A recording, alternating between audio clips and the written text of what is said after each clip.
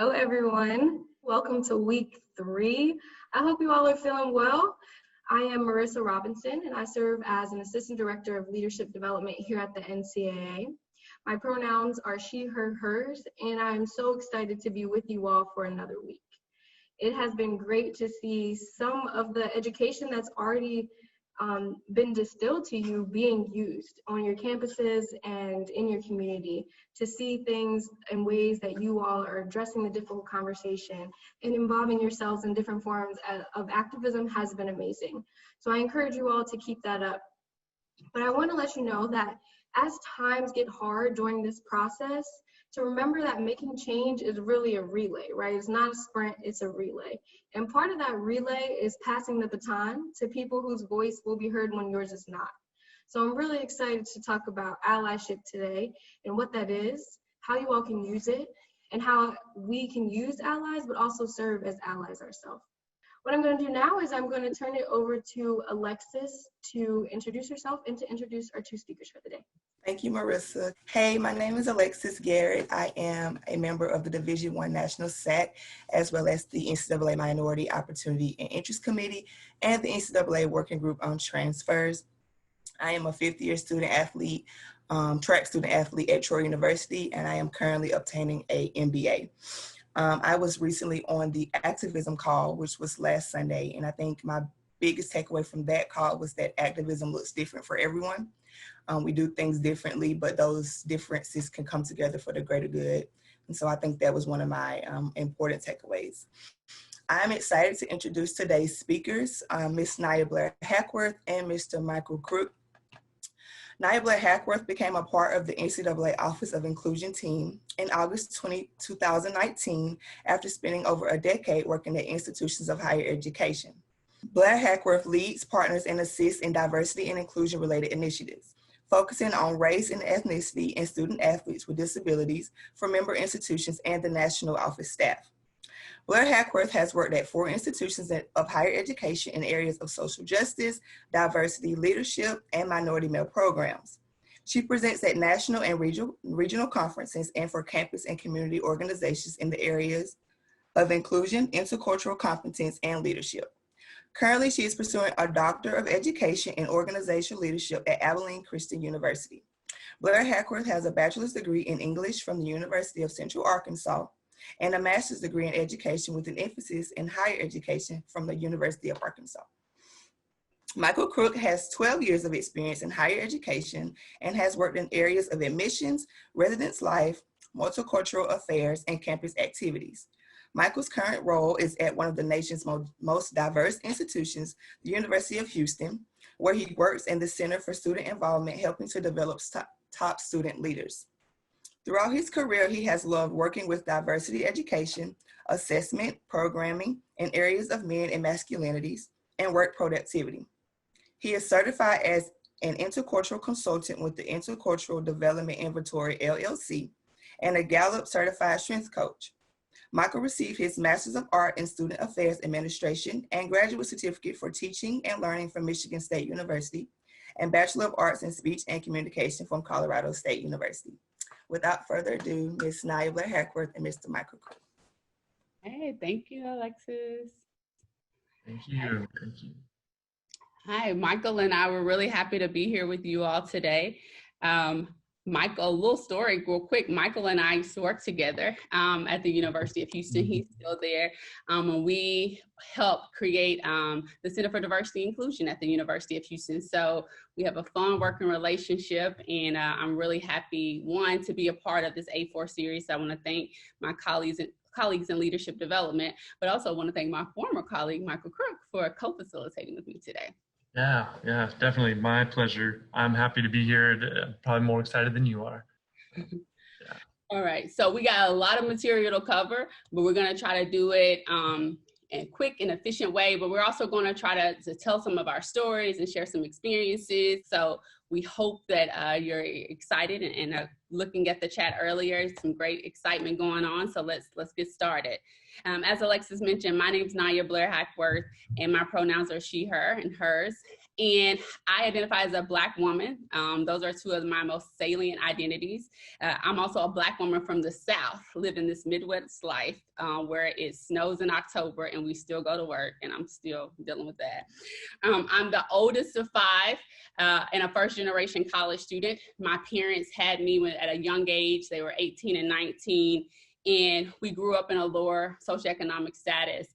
And really thinking about my experiences attending predominantly white institutions my whole life, even my collegiate career, and thinking about my career in diversity and inclusion. If you know me, you would know that diversity, equity, inclusion work is a passion and what I would also consider a calling. And so when I think about allyship, even how I got into this work is from that notion of being othered, and having people who look like me and some who didn't look like me, but to support me through that process, and provide equitable opportunities for people who look like me. And as I have evolved in my career and just even as a person, thinking about how can I, consistently and constantly work in support of and think about individuals who are oppressed, and how can I be a part of systems and processes to help make things better. And then on the flip side of it, having to think about my own privileges and how at times I am not the best in terms of thinking about being supportive or being an ally to others and the work that I still need to do. So that's just a little bit about me, and you'll probably learn a little bit more than you probably even thought you wanted to know. But Michael, what about yourself? I love hearing that and that story, and learn about the journey as well. So my name, again, Michael Crook, he, him, his pronouns. I, as mentioned, assistant director currently in the Center for Student Involvement at the University of Houston. We're an American conference.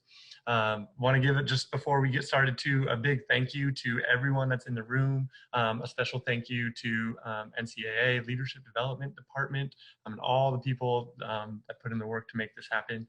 And then everybody, again, I'm just thankful for this time together that we're all spending together, and just those people who are investing in yourself and then investing in our community as a whole as we learn how to be aspiring allies. So thank you first for all that. A little bit about me. My background is I'm originally born in Colorado Springs, Colorado. I grew up in a military family.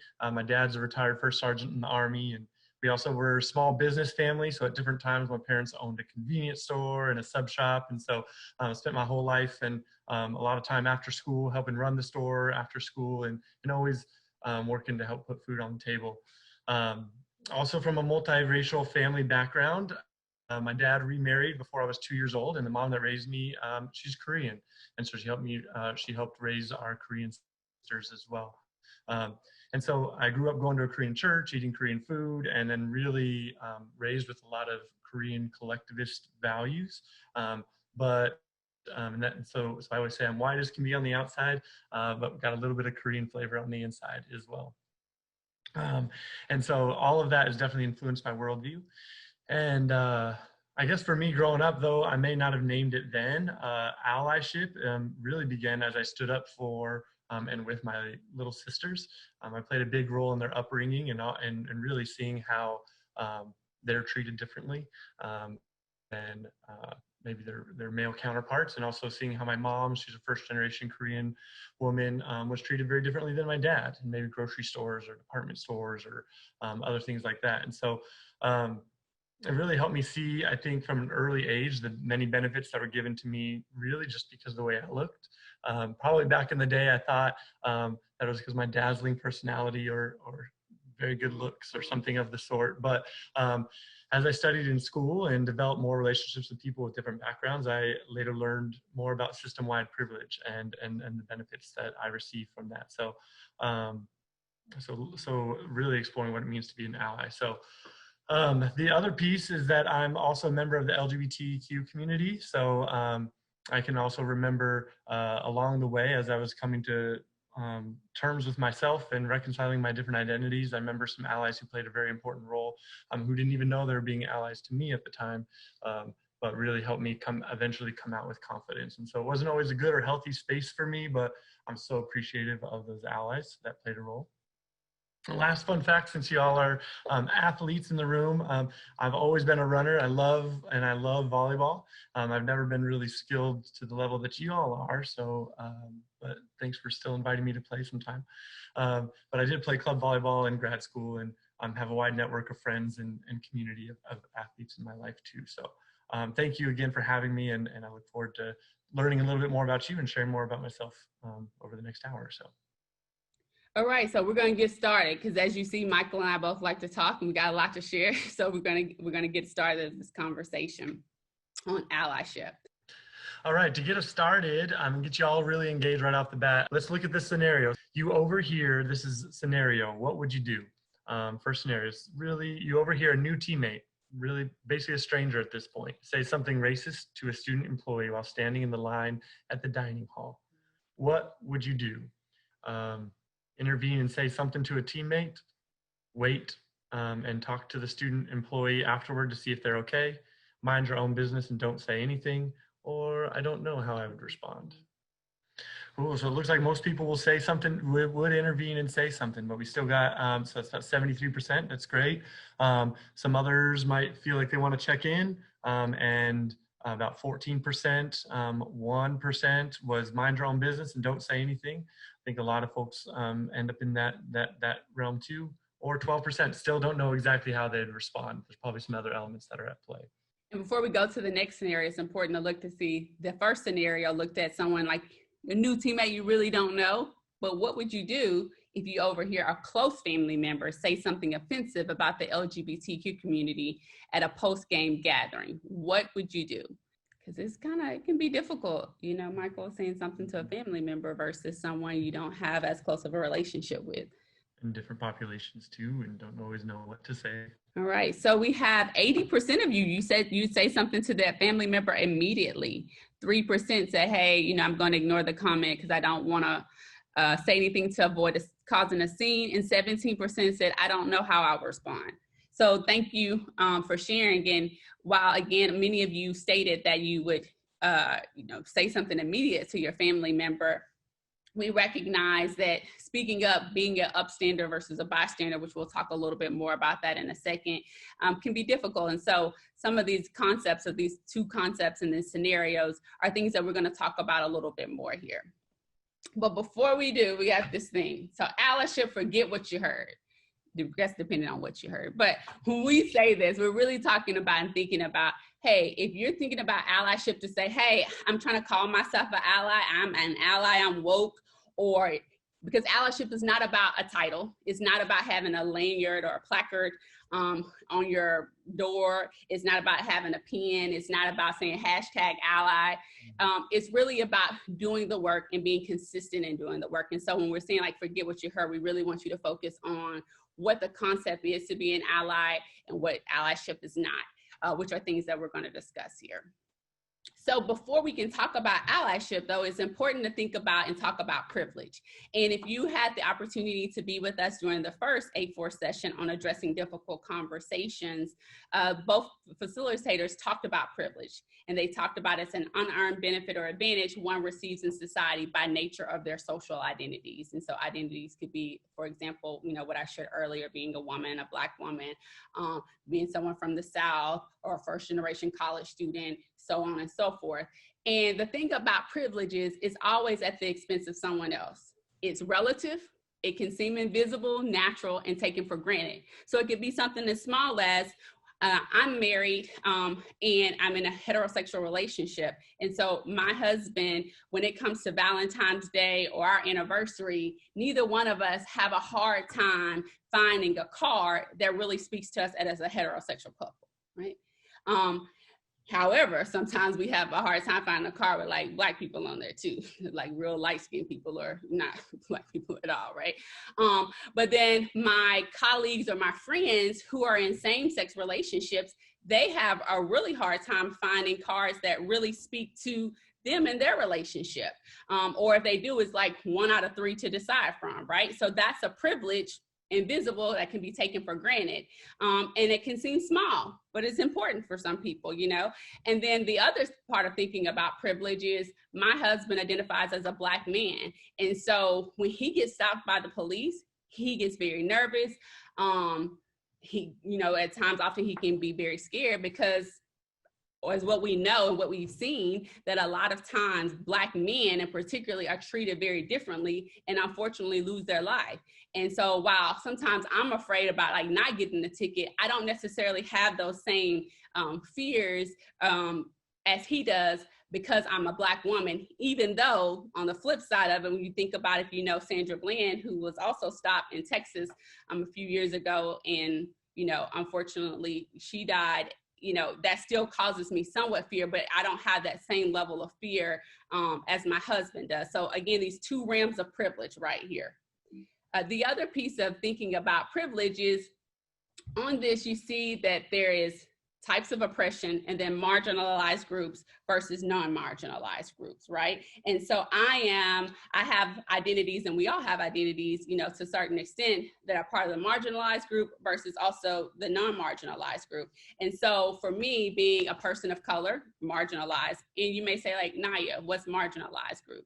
And that's our groups or communities that experience discrimination, exclusion, because of unequal power and relationship across economic, political, social, and cultural dimensions. And so sometimes in thinking about allyship, I'm looking forward and wondering if people are being allies to me as a woman of color. And then on the flip side of it, I have to be mindful that some of my non-marginalized identities, like being a Christian or being a person with a college degree, am I exhibiting allyship qualities for individuals who don't have a degree or who are non-Christian, right? And so when we're having this conversation about allyship, it's important to think about your identities, and particularly also marginalized group, if you're a part of that, and even if you're not a part of it, to think about it, as well as a non-marginalized group, because we're going to talk about both throughout the session. Something I've been seeing, Naya, as you're talking about that too, with even COVID-19, that what's happening right now is that it impacts people at a different, based off of your identities and background. If you have a pre-existing condition, or you're maybe somebody who's aged over 65 or something of that sort, are at a higher risk of contracting COVID or potentially, or being more harmful effects of it, potentially passing away. And so other folks who it doesn't impact as much, maybe they might be non-marginalized in this particular level, that they I've seen some people going out and having COVID parties where they're trying to catch the virus so they can develop that immunity, or whatever that might be, is that maybe not being walking through being a little bit as safe or as attentive of how their behaviors might impact others who might, I guess, would be marginalized in this place or negatively impacted by COVID separately. I don't know if you all noticed that as well. Yeah, so again, these are different ways to think about privilege, and then what does it mean to be an ally? And so this really kind of links together. And so when you're thinking about allyship, it's really any person that actively promotes and aspires to advance the culture of inclusion through intentional, positive, and conscious efforts that benefit people as a whole. So allyship is a verb and a noun. And the one thing that, you know, I also think about allyship is it's ongoing, and it involves unlearning and reevaluating how we grew up, where we grew up, the messages that we heard, even the messages that we, you know, hear even now. Sometimes we need to take a step back and say, like, what am I being told? And is that the right information or the correct information? I know I grew up in a small community in Arkansas, and diversity was just really like Black people, because they thought about things in terms of Black and white. And so when our community started getting more people who identified either as Hispanic or Latino, people in my community, and even in my family, would always refer to those individuals as Mexicans. And I'm like, well, you don't know if they're Mexican, right? And so I had to be aware of, like, what messages were they hearing? And as a small town, not an excuse, but to be aware of that, but also to help bring people in to make them aware of that, which is a whole other conversation. So that's really important, you know, to think about allyship. And it involves a person from this non-marginalized group, as we mentioned earlier. So again, one being a person of color, or a person with a disability, or a woman, So an ally, well, those are marginalized groups, my apologies. So allyship involves a person from a non-marginalized group. So it could be a male like Michael, or a white male like Michael, an ally who uses their privilege to advocate for a marginalized group, for someone like me, a Black woman, right? And allyship really looks at a person looking at privilege, working in solidarity and in partnership with a marginalized group of people to take down systems that challenge the group's equal access and ability to thrive, right? And that whole thing, those two words, solidarity and partnerships, are really important for us to like think about and connect with. And everyone can be an ally, as privilege is intersectional. So for example, women can be allies to, or for example, white women could be allies to, actionable allies to people of color. Men can be allies to women, or able-bodied people can be allies to people with different abilities. So we all have the opportunity to be an ally. So for you, what does allyship look like for you? Someone saying it's listening, taking a stand for what's right, supporting people, stepping out of your comfort zone, speaking up for people, education, action, connection, protest, and taking action. All right, advocacy, look at y'all. Maybe you should forget what you heard, because y'all are saying some great things about allyship, right? So my next question is, how have you practiced allyship, and in what context? Actively educating those who aren't allies, opening up my mind to others' opinions and belief, sticking up for people who don't have a voice, being an educator, being vocal, having difficult conversations, being open-minded. Great, talking about it. So these are all great things to think about. And there are levels to allyship. And when we say like, oh, I'm an ally, you can't be an ally for everything and everyone too. So it'd be really interesting to know, like, when you say, oh, I'm an ally, or what allyship look like for me, what group are you supporting when you think about that? So Roxane Gay, who's a professor and a writer, she says, Black people do not need allies. We need people to stand up and take on the problems born of oppression as their own, without remove or distance. Right? We need people to do this even if they can't fully understand what it's like to be oppressed for their race or ethnicity, gender, sexuality, ability, class, religion, or other marker of identity. We need people to use common sense to figure out how to participate in social justice.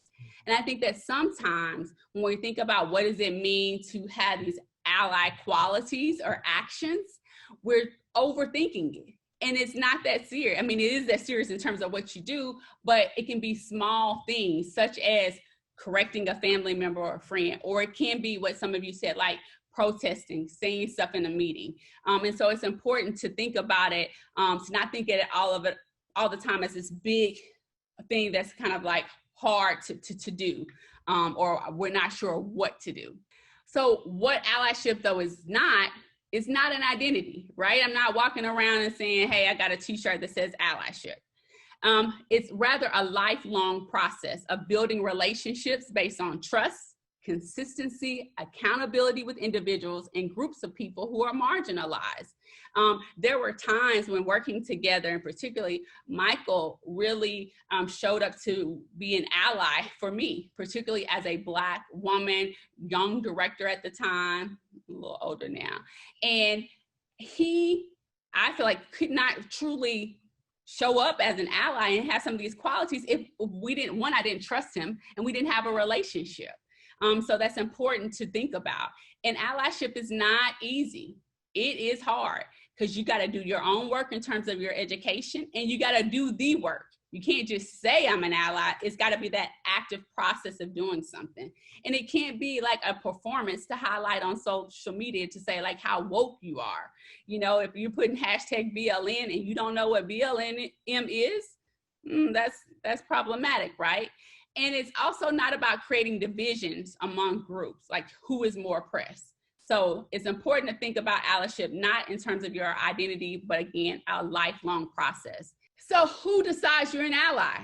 So I can't just be like, oh, I'm an ally to the LGBTQ community. Because Michael might look at me, not that he's speaking for all LGBTQ people, but he might be like, I don't know what you heard, but you're really not, right? So, but it has to be named by the group or the individuals, a part of the community. And our work and efforts must be recognized by those people we seek to ally ourselves with. And it has to be intentional in terms of how we frame the work that we're doing. So I'm showing our commitment to ending unfair system for our undocumented and DACA students by whatever the case I may be doing, right? Or I'm using my privilege to help by da, da, da, da, da. So it's important to think about what you're doing, but how you're framing the work, because you should not be the center of the work. This quote here is one of my favorites from all time here, and it says, "If you've come here to help me, you're wasting your time. But if you've come because your liberation is bound with mine, then let us work together." And for me, I first came in contact with this quote in undergrad when I was involved with alternative breaks, like alternative spring break, winter break programs. We spent Thanksgiving weekend one year familiarizing ourselves with issues facing the homeless community. So we stood on street corners with signs, we ate at soup kitchens, we had just a really try to immerse ourselves in the experience. We talked with a number of people under bridges, and just to see what it was like to be homeless in Denver, Colorado. And so a big piece of that was that notion of solidarity, of helping to understand an issue, a population, and issues that are facing a particular community, but then developing one's own connection and own reason for doing the work. And so one thing I realized there, and it was really tough because I kind of went down thinking, hey, I want to go help. I want to help the homeless in Denver. I don't know these people, but I'm going to come in, and after we come in with our group of people, they're going to be so much better and such a better place without me, or with our help. And so part of it was that when we're operating from a place of privilege, marginalized communities, what I've learned in that instance, and continue to learn too, is that they don't want our help. They don't want charity. They don't want handouts. They don't want a white savior to come in if they couldn't do it without my help, or that sort of thing. It's really about, hey, you're working with the community, and if we're going to be involved, we need to have a personal stake in making that I'm personally invested in the betterment of the community and eradicating issues that community faces. What we want to do before we continue this conversation with about allyship is really exploring for yourselves what is your personal purpose. We talk about it. It's not about helping people, and really examining your intentions. What called you to be in this, to sign up for today's program? What was your intentions? Is it that you want to be a good person? Is it motivated by guilt that you may have done something in the past, or shame, or maybe feeling bad for other communities?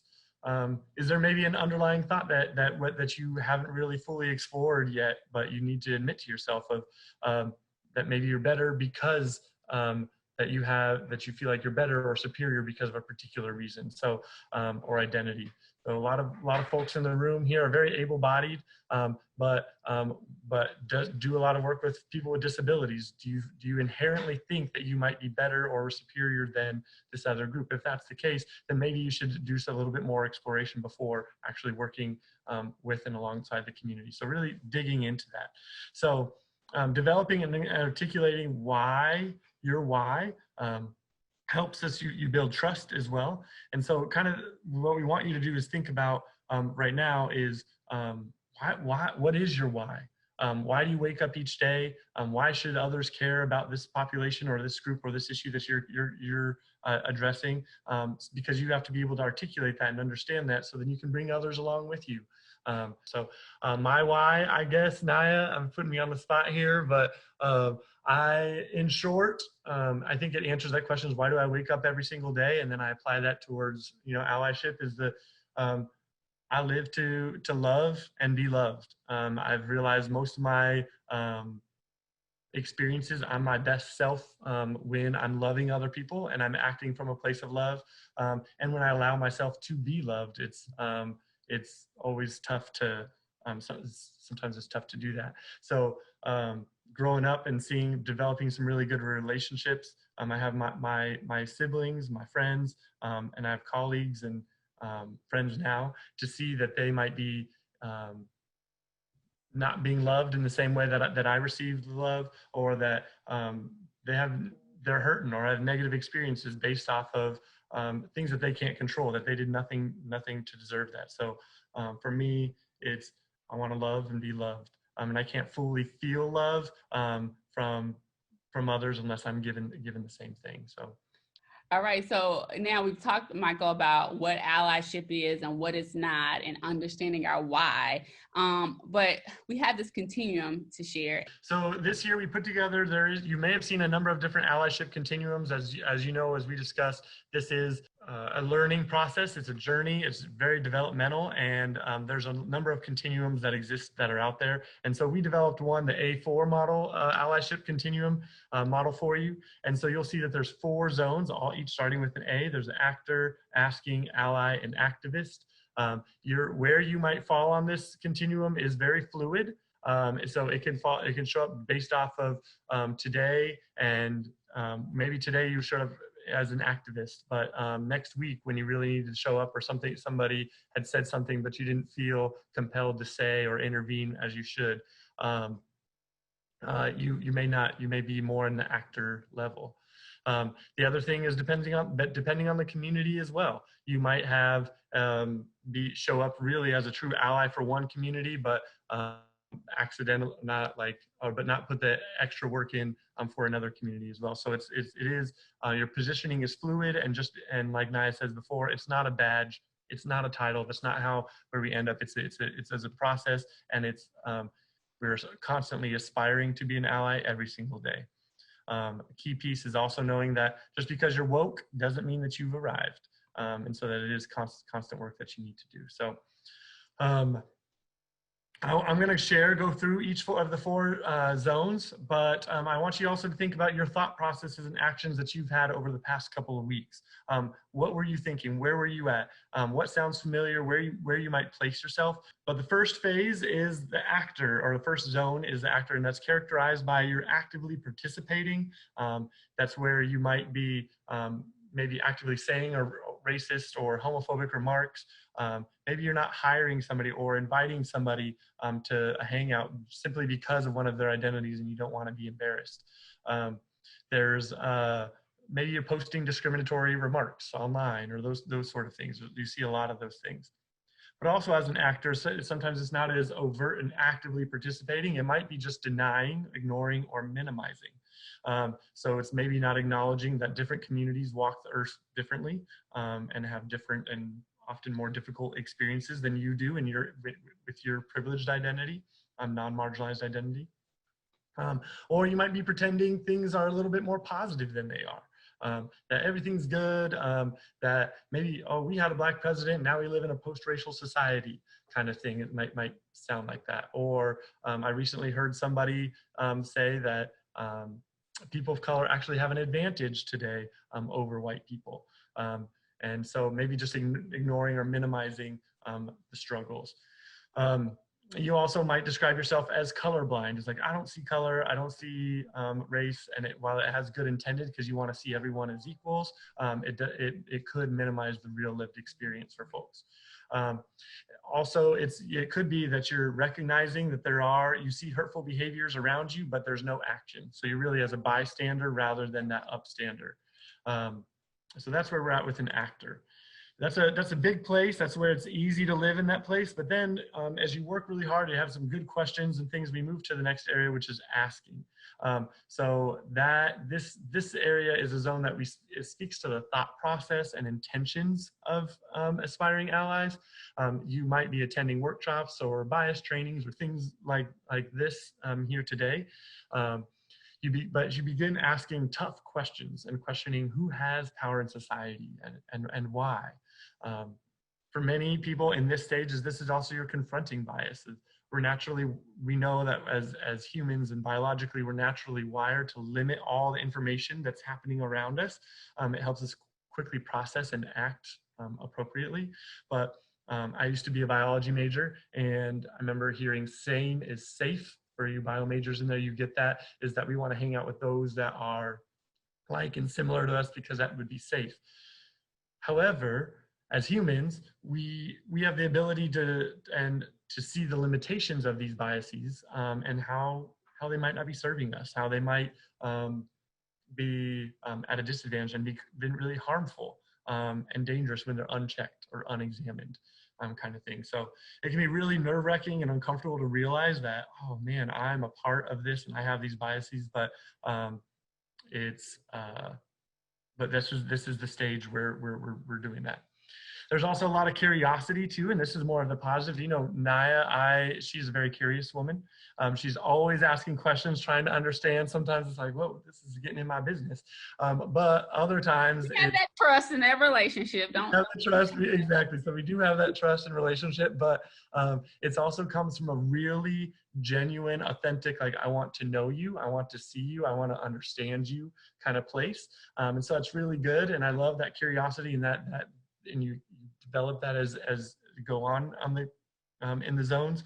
But it's really just, you want to learn more about other communities, you play with your identities and their intersectionality, and you're trying to figure out, okay, I get that I have privilege, maybe I'm a man, I got pockets, I know I have pockets, I know that's a benefit in all my clothes. Okay, so how does that translate to true benefits in society and that kind of thing? And oh, well, women now have to carry the burden, and they're nurturing or caretaker, and they have to have the pressure of taking care of men also while managing all their own business. You know, there's a lot of things that can be, so you kind of play with those different pieces and how they touch and intersect and land on one another.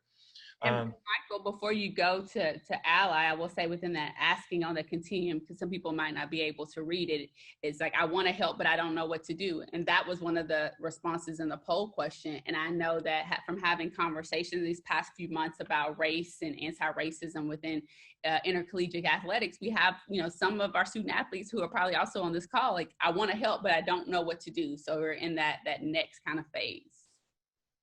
There is, yeah, and so there's that piece, and with even it's just really, you're noticing your awareness constantly being out there, and that's also within the asking area. That is the paralysis by analysis, that you overthink, that you don't, even though you have some good intentions, you're having some good conversations, a lot of that work is internal and doesn't always turn to action.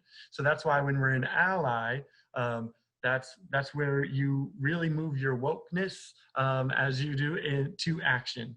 And so if you see something, say something, moving that bystander to this notion of upstander. I'm going to stand up when I see it. And it seems like a lot of you do that, but do you do it every day? Do you do it when no one's looking? Do you do it when no one's, even when it's hard, when it puts you at risk as well? And so really pushing yourself quite a bit to do more and be more for the other community. But you're also, it's characterized in this as a true allies, you're educating yourself. Some people in the chat were saying that, but you're doing a more serious approach to educating yourself, that you create a regimented plan, or that you are intentionally researching, exploring, and learning how your privileges or privilege identity is comforted, and how that shows up and impacts you.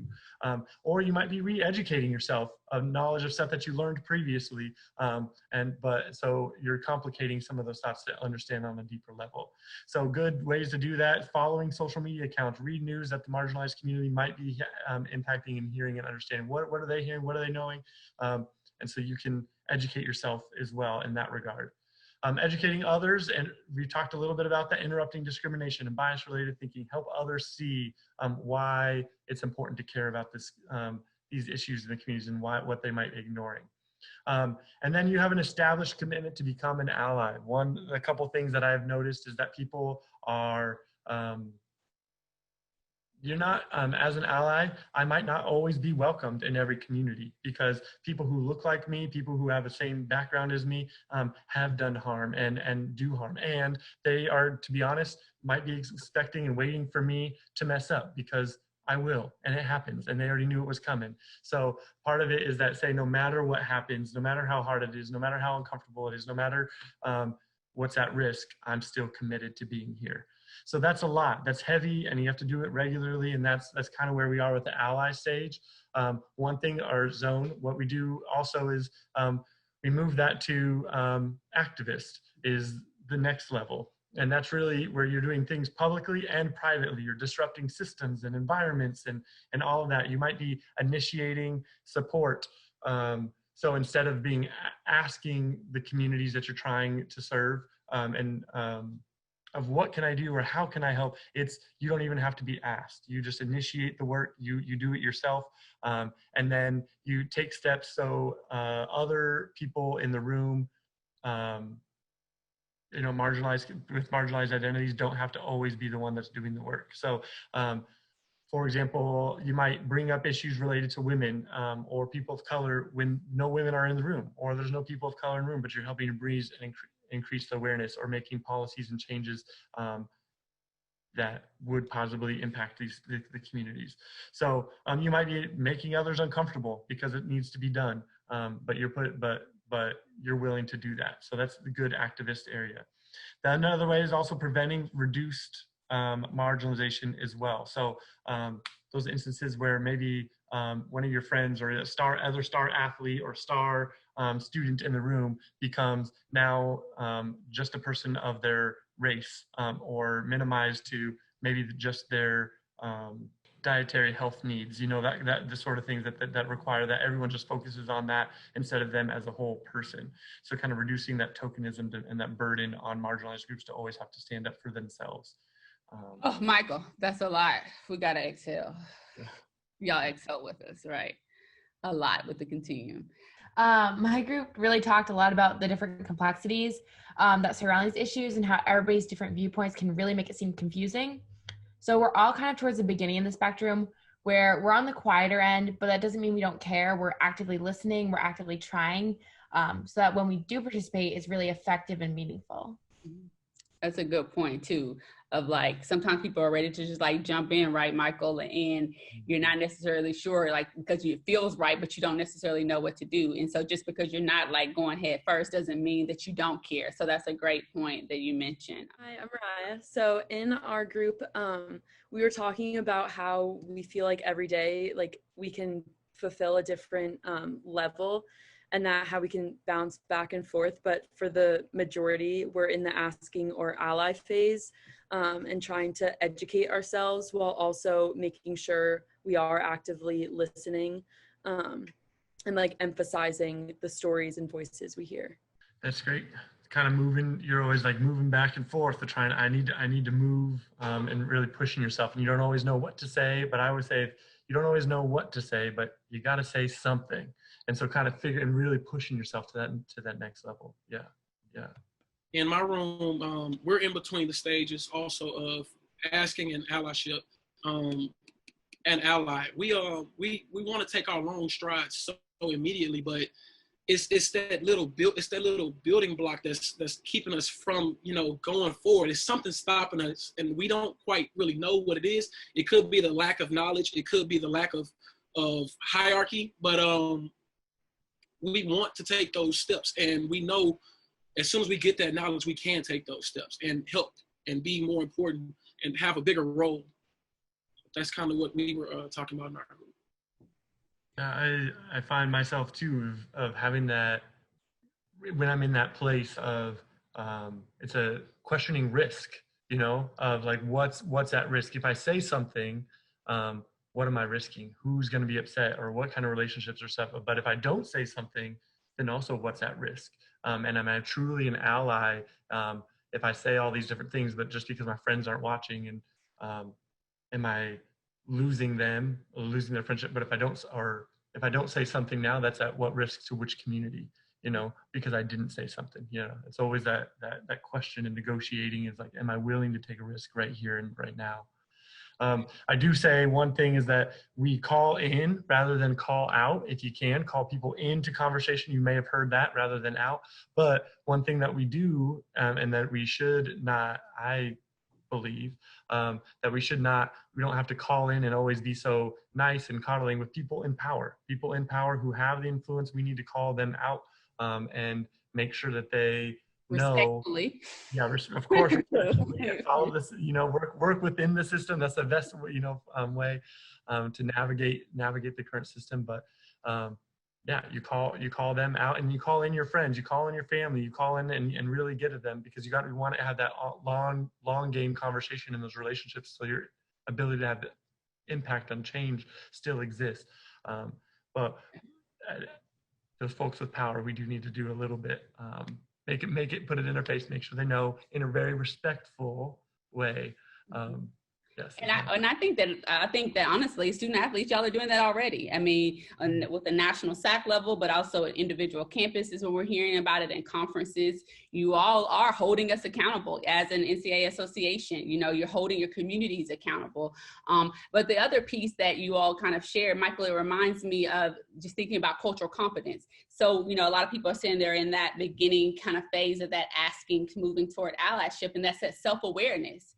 And when you think about having cultural competence, first, you got to be aware of yourself, like where you're at, what you know, how your identities, your backgrounds, your privileges impact how you see the world and how you go out in the world. And so, and I think as that relates to kind of like allyship, if I have this self-awareness of, okay, my experience as a person in the South who grew up this particular way or from this particular background is informing how I even think about this conversation or how I then even enter.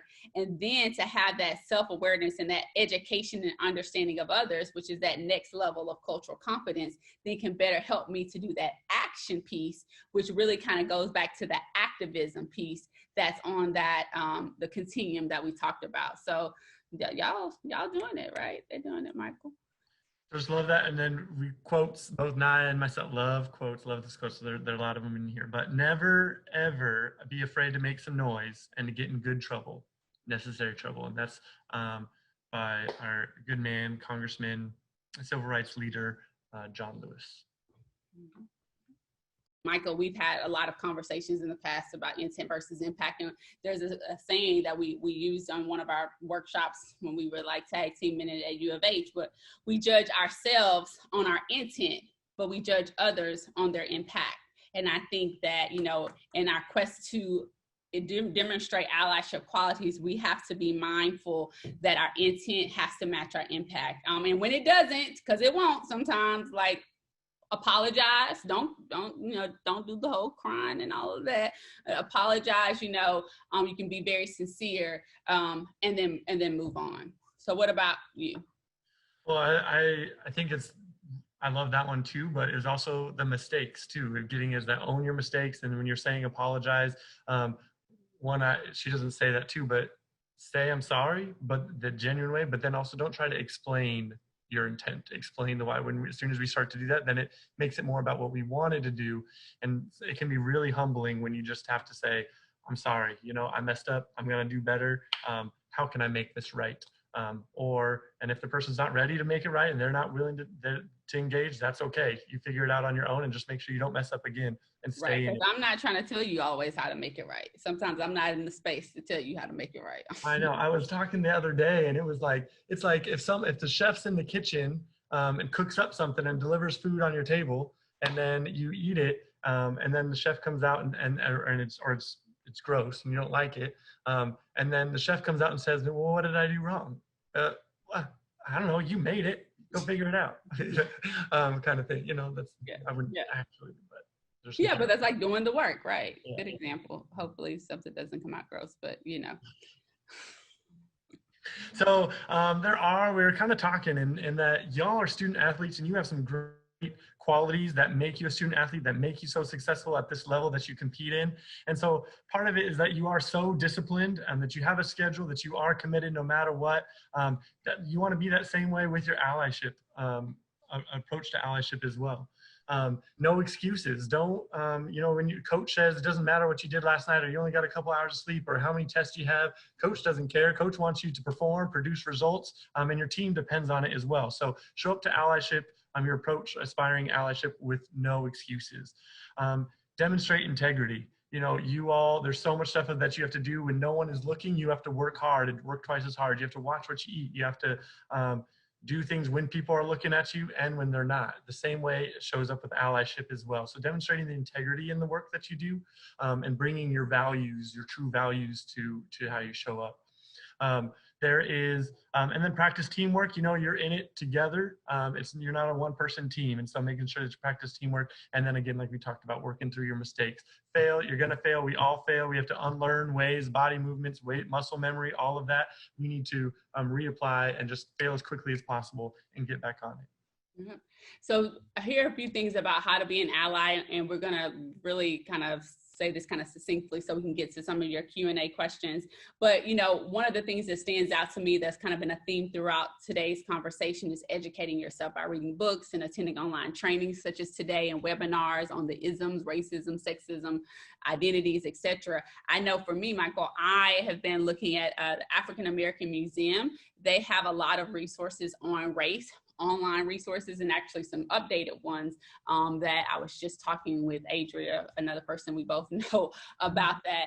And so that's a place, that's a site I've been looking at. I also like podcasts. And so there's one podcast that is coming up that I've been listening to called Coffee and Books.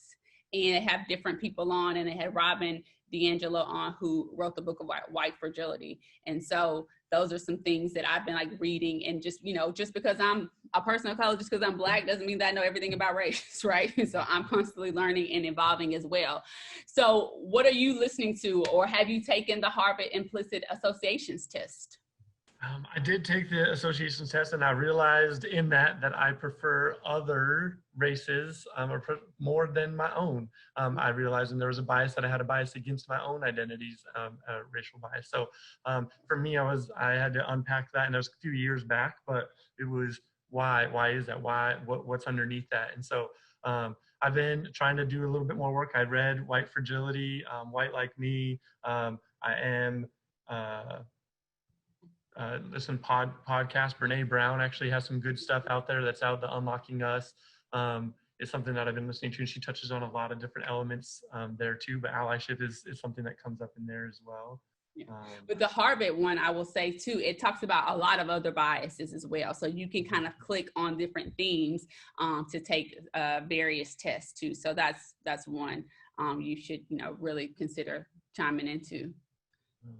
One of the things that I also noticed, and this is on this slide here, is that I've had to do as well, is that if I truly want to be an ally within my privileged identities, I have to do a little bit of, and actually a lot of healing with my marginalized identity as well. It hasn't always been a good life being a member of the LGBT community, and that's tough. But if I start to compare and do the minority Olympics kind of thing of who's the more oppressed and those kind of things, then it doesn't allow myself to fully, truly be there for my friends of color, or for people with disabilities, or veterans, or really anybody who is doesn't have as much representation and power in society as maybe I do in some regards. So I have to do some healing with my marginalized identities, and also simultaneously and or before truly being an ally for others.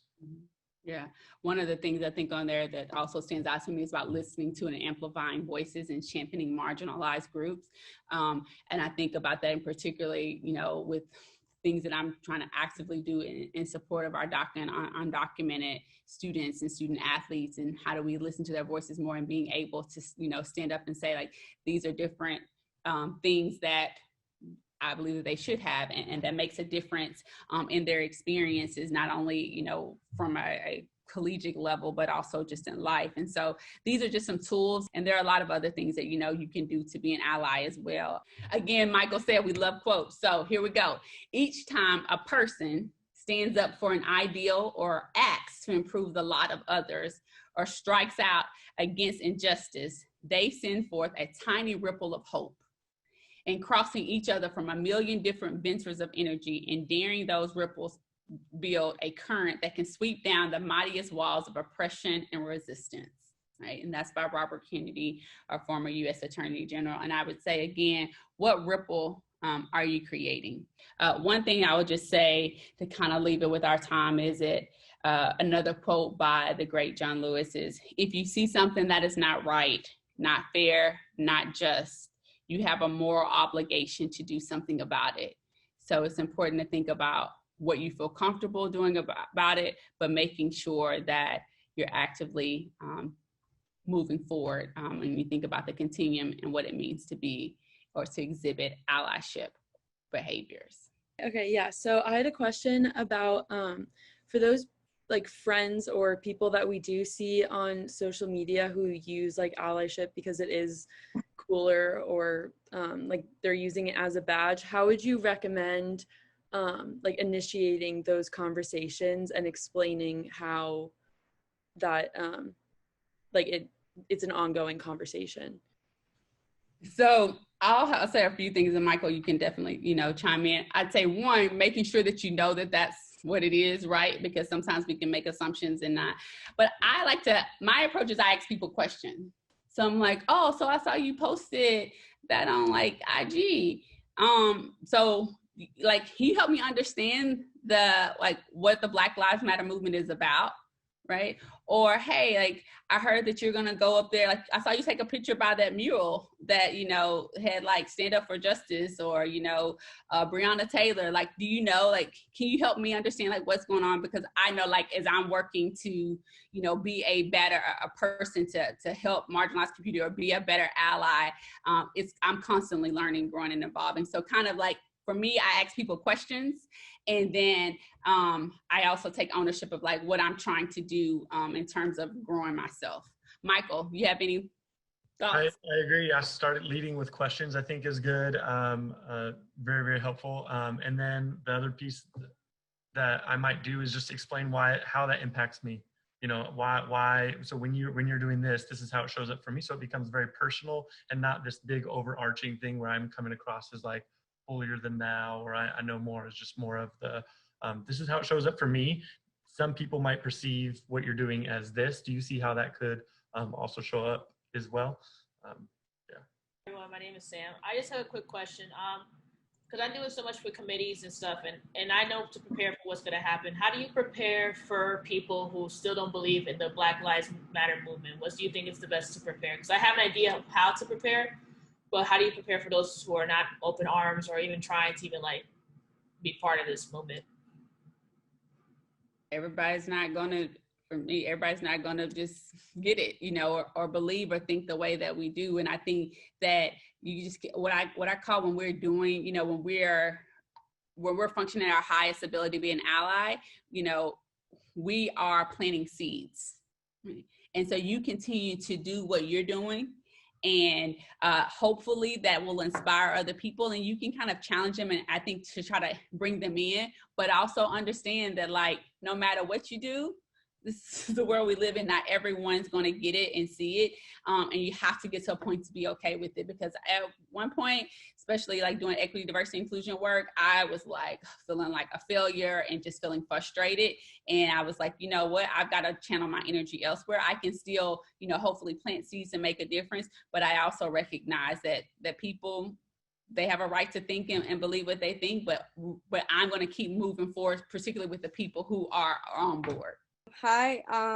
Sometimes I feel like I really want to talk like with my family or my friends about social movements or such as feminism or Black Lives Matter or things like that, since I'm an international. So there's not much like awareness here, but sometimes people can be really closed. And I get passionate about it, and I can like really, really want to give them a message, but they just won't open themselves to change. So what can I do when I'm dealing with someone that it's pretty closed? That's tough. I think that's the battle. Every day is one. I think stay with it. You're planting those seeds. You're saying those things, being consistent with your approach. One thing, there's a different strategy with different people, and it's kind of the time and place. One thing that I do with my family, that it's like you don't want to engage, or it's almost polarizing because we see the world differently. I think I've start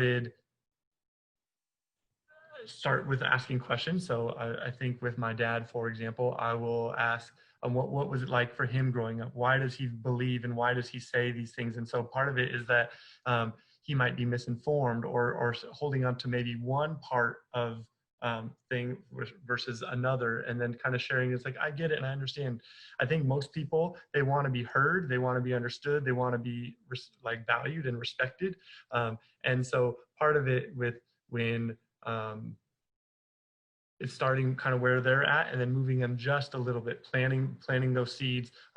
We talked about it is like every day there's a wall being built up, and today I took down one brick, you know, and then the next day and there's more builds overnight while I was sleeping, and I'm just taking down one more brick. And as we get more people and talking, I think that helps. If you have siblings, I've noticed that helps too. I have a harmonizer sister. She likes to create conflict, like avoid conflict. I'm somebody who's a little bit more in your face kind of thing. So I might share with her, can you back me up with this? And we have private conversations related. So those are things that I've done with particular family, is using the siblings. But I don't, it's something different for everybody. Naya?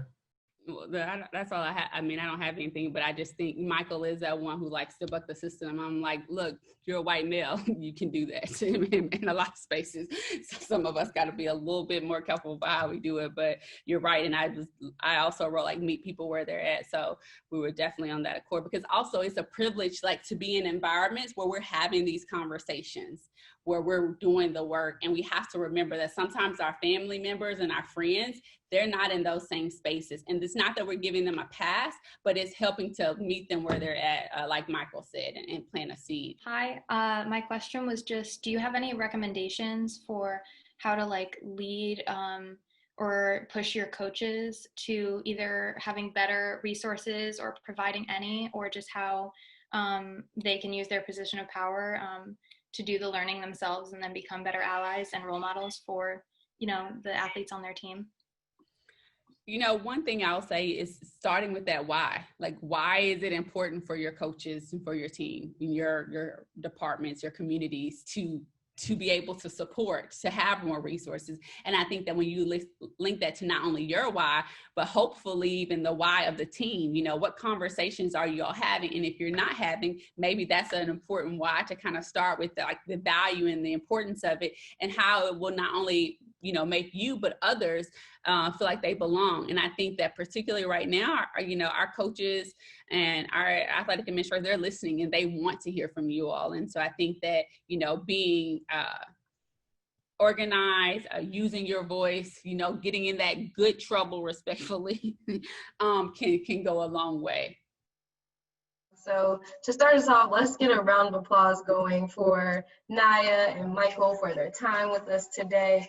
I know I definitely took a lot of notes and was able to add some tips to my toolkit and really think about where do I fall on the spectrum. So what I encourage you to do is to take the weekend, the rest of this weekend and the week, to really self-reflect and think about where you fall on the continuum, right? And then with that information, once you identify where you are, be honest with yourself in that process, but then take the tips that we learned from the videos that we watched, from all of the information that Naya and Michael provided us, and put those to use, right?